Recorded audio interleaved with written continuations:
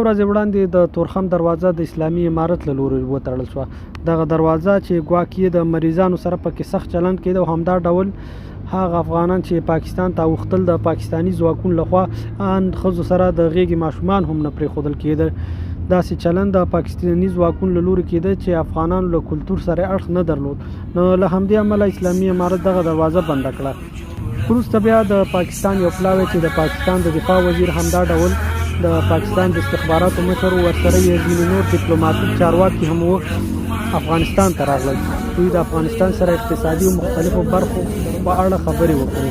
له هغې وروسته اسلامي امارت اعلان وکړ چې د تورخم دروازه به ډېر ژر خلاصه کړي او دا د نن سهار 9 بجې د تورخم دروازه خلاصه شوه. خو کله چې د اسلامي امارت له لوري دغه دروازه خلاصه شوه، پاکستاني چارواکو له لوري دغه دروازه بیرته تړل شوې ده.